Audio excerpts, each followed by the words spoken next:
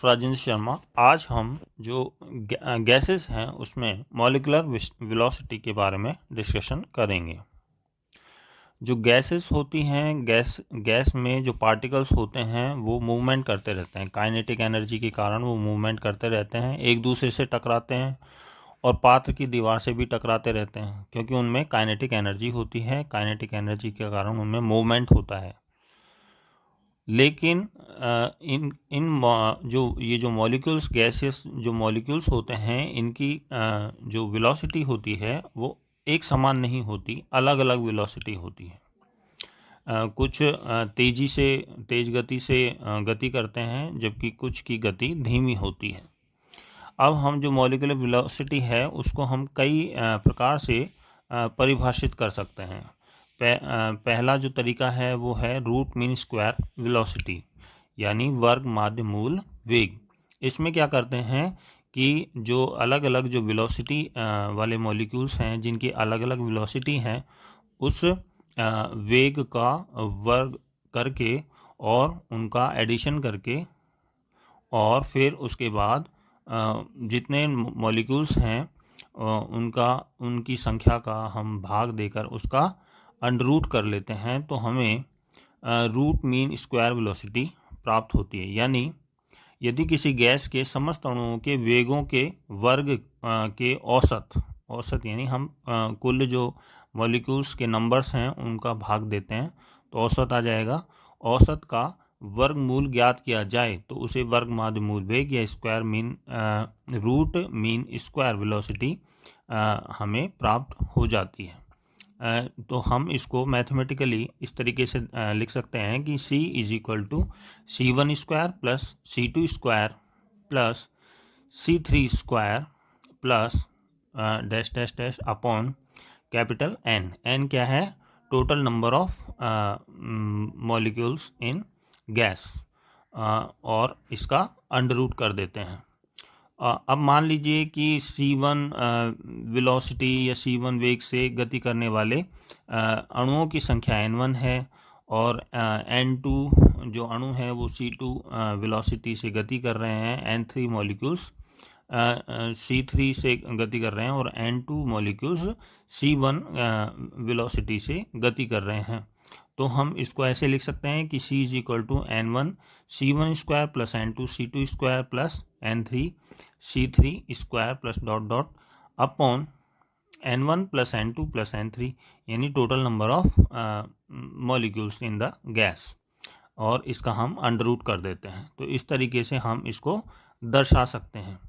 अब जो अणुगतिक की जो इक्वेशन है उसके आधार पर जो वो इक्वेशन है वो क्या है? PV is equal to 1/3 mn/c²। तो यहाँ पे PV is equal to 1/3 mn/c² है। m मॉलिक्यूल का मास है, n total number of molecules, और c क्या है? c वेलोसिटी है।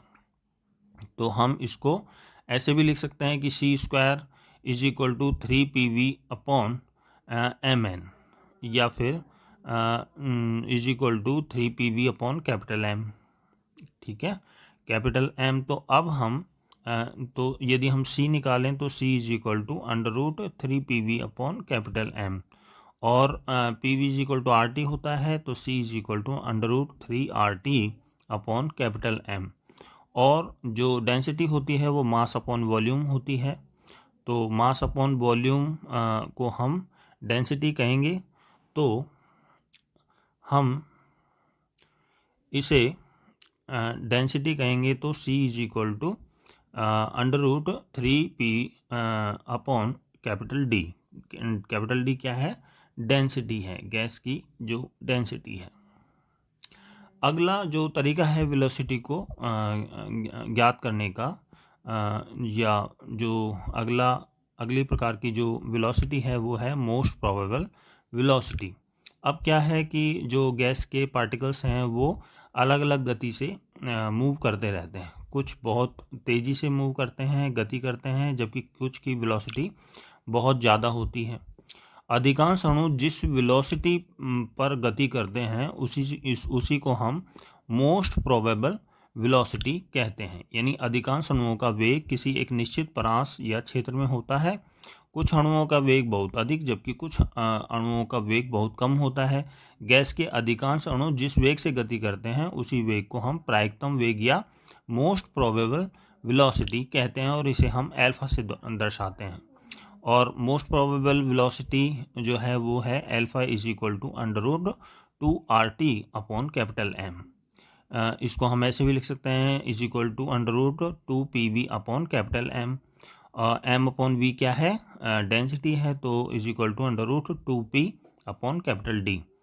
और जो नेक्स्ट वेलोसिटी को कैलकुलेट करने का जो तरीका है या जो अगली प्रकार की जो वेलोसिटी है वो है एवरेज वेलोसिटी, औसत गति या औसत वेग, एवरेज वेलोसिटी।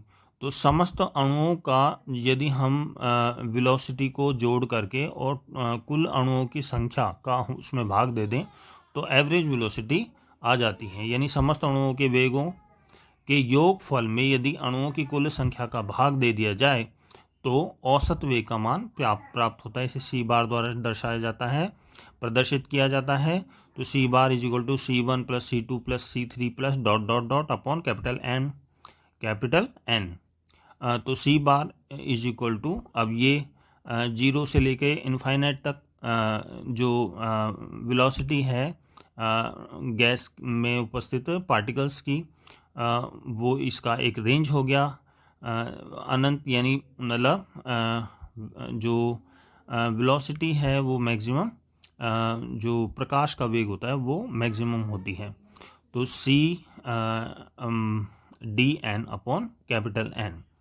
और जो वेग वितरण का नियम है उसके अनुसार यदि हम औसत वेलोसिटी या एवरेज वेलोसिटी को कैलकुलेट करें तो हमें प्राप्त होती है C bar is equal to 8RT upon pi M capital M का अंडर रूट, और RT is equal to PV होता है, यानी PV is equal to RT। तो हम इसे ऐसे लिख सकते हैं under root 8PV upon pi capital M।